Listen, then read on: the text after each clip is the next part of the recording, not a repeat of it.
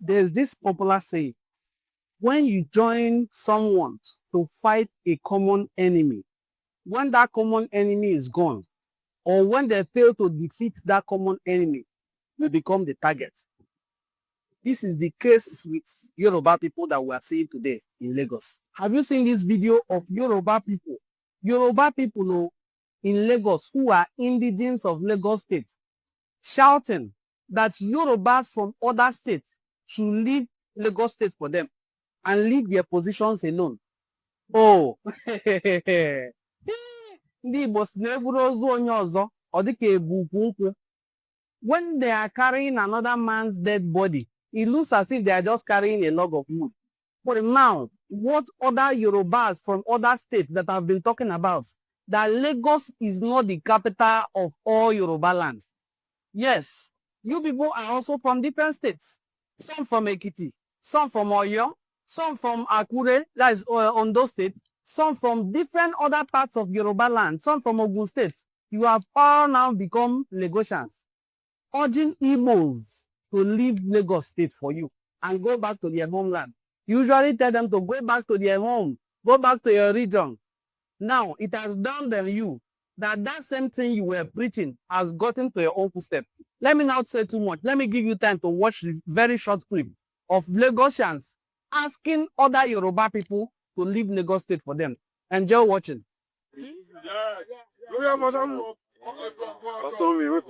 at father from his journal. They have become a thorn in the place of the Elijah people in Lagos State. The honor to left Iseyin in Osun State to Lagos.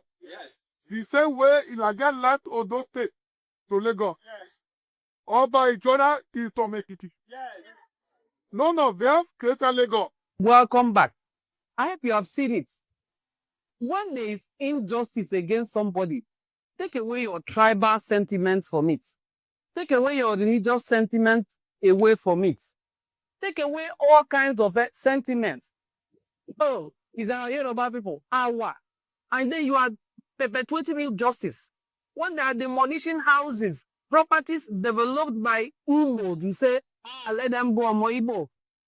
Now they are chasing you or Yoruba man away from Yoruba land. I can imagine how it would be for somebody from Abia State telling somebody from Imo State to go back to his own state. That is what I'm saying. So I can imagine somebody from Imo telling Abia State man to go away from here, go back to your own state. When in Abia State, you will see a fully developed community of Hausa people. You will see a fully developed community of Yoruba people. In any state, like you saw recently, I posted a video of a fully developed Yoruba community with an Eba of Yoruba in every state. And that Eba speaks very fluently in Hausa. He said he has never been to Hausa land, but he learned Hausa in Enugu State, showing you that there is also an established Hausa community in Enugu. The same way there is an established Hausa community in Owerri and other parts of Igbo land. Learn to open your arms to welcome strangers and visitors to your land, because they are not going to carry your land away back to their place. No Imo State man in Igbo culture would love to be buried in Lagos State. Yes, you heard that right. It is our culture that no matter where we are in the world, even if it's California, we will be returned to our homeland, Sefinara, when we eventually leave this world. So they are only a visitor and will remain a visitor in your place. The best thing we do is you welcome this visitor, give them hospitality. Lagos State is a special case because this was the capital of Nigeria. So people did not just wake up and start going to Lagos State. We had established prominent Igbo people who were in Lagos State. Some of these people who are chasing away from Lagos were born and brought up in Lagos. So where do you want them to go? The same one we have Calabar people who are born and brought up in Lagos. All of you classify them as Ndi Igbo and you victimize them. Similarly, we have Hausa people, Yoruba people who were born and brought up, in Enugu State. We have Hausa and Yoruba people who were born and brought up in Imo State. In fact, I used it to joke with people.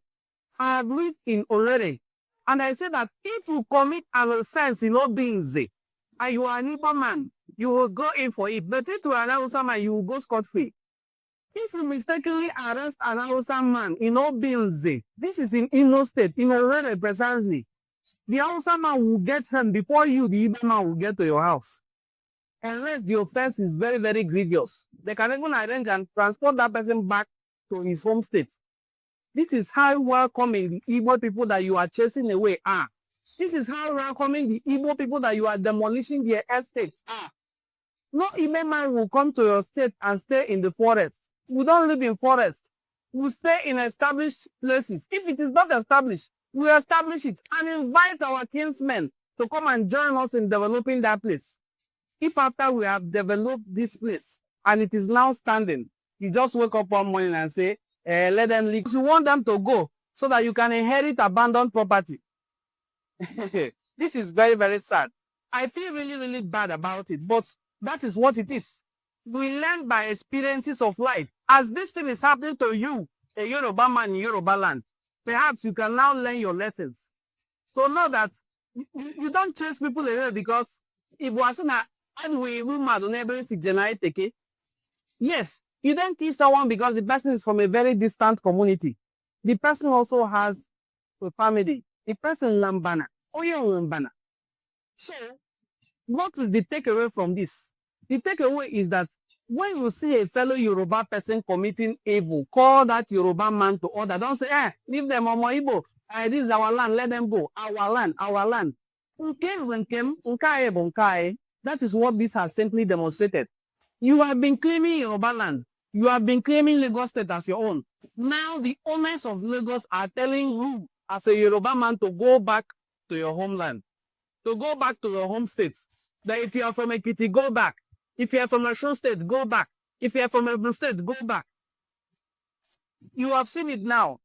That is the sad reality of what we encouraged. You were fanning these embers as tribalism. And you don't know that inside tribalism, there is also more tribalism.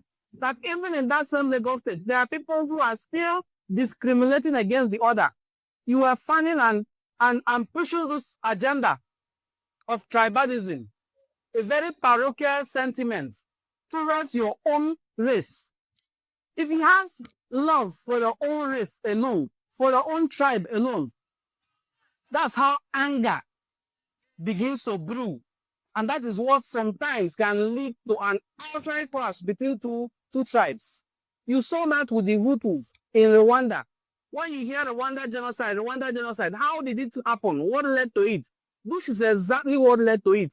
Ethnic bigotry. People telling others that this is not your place, it's my place. Don't come and take what is meant for me. What is it that is meant for you? If you also hear of the apartheid, that was how it happened. People telling another people that we are white, you are black, stay on your own, I stay on my own. You have your own school, I have my own school. We don't mix together, we don't rap together. That is the same agenda you are pushing in the 21st century, Lagos State. Whereas before the 21st century, we had Igbo people like Kingsley Ozumbambadiwe and so many other prominent Igbo men and women who developed Lagos State. Now that you feel the place is developed, you say they should go back to their homeland. Do you think Igbos don't invest back in their homeland? Do you think there's a prominent Igbo man that doesn't have a mansion in his hometown? Where will you be buried? Let me even shock you. It is an abomination to bury a man who did not build a house in a house in my hometown. It is an abomination to put a man who did not build a house inside a building when his dead body is returned. When the dead body of a man who failed to build a house is returned in my village, they keep him under the sun until the interment. That way, people who are alive are encouraged to know that while you are alive, you must build in your hometown. You must build and develop your hometown. So when you see an Igbo man sojourning in your hometown or your state, welcome him with open arms because he's thinking onwards. He will definitely return home. Don't mind the stubborn ones that will tell you they are not coming and there is insecurity in the southeast. In the midst of that insecurity, life is going on. There is also insecurity in your own state. Insecurity is in every part of the country. It is only the one that the government chooses not to handle, which is our own, that is looking as if it is worse. It is not worse. If the government shows responsibility to handle it the same way they are handling the insecurity in other parts of the country, we rather a safe haven to live in the Southeast. So I want to use this opportunity to encourage you as a Yoruba man and woman to stop fanning the embers of disunity. Stop promoting tribalism. Stop asking Igbo, go back to your own state, go back to your own state, go back to your own state, go back to your own state. Now your fellow Yoruba people are telling you to go back to your own state. Because probably your own state is a bush or a brownness. You cannot go back to it. And they know. So please let us all unite and fight our common enemy, which is bad governance. Our common enemy is bad governance, irresponsible leadership. That is what has kept our country on its knees. Countries that had democracy or independence after our own have gone far. They have gone very far. We have a group of people who have teamed up together to loot our common resources. We have rather a group of irresponsible leaders who have teamed up together to loot our common patrimony. They loot it and share it among themselves.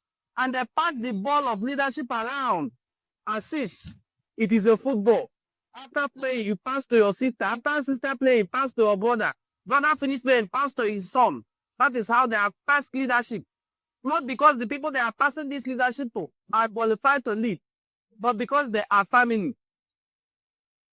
So please, Yoruba people, I'm sending this message to you to imbibe the spirit of patriotism, imbibe the spirit of nationhood.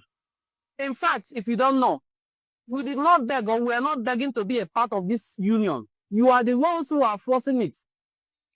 Ask an average Igbo person if he wants to be a part of this. He will say no, he doesn't want. You are the ones who insisted that we have to be together as a nation. You and the Hausas have teamed up together to say, yes, we have to continue as a nation. So as we are continuing, you allow us the peace and freedom to continue. Stop pushing us around. Stop trying to lord it over us that you own Lagos. You don't own Lagos. If Lagos is decentralized tomorrow, all the facilities that should be in other states that are in Lagos are decentralized. You will return back to zero. You are waterlogged. You don't have land to live in. Is it not this place that I'm seeing on TV every day that is flooded? What is so special about it? If you see ports are moved to escargots, if you see ports are moved to Onitsha, even if it is daughter vessels that are bringing in stuffs to those areas, you think somebody will wake up and say he wants to go to Lagos? To move out exactly. So we should all manage our differences and enjoy this unity we have for now in diversity.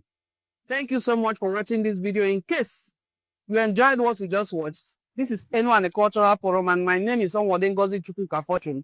Please subscribe to our channel and share our videos to your audience. Do have a very lovely day. Thank you.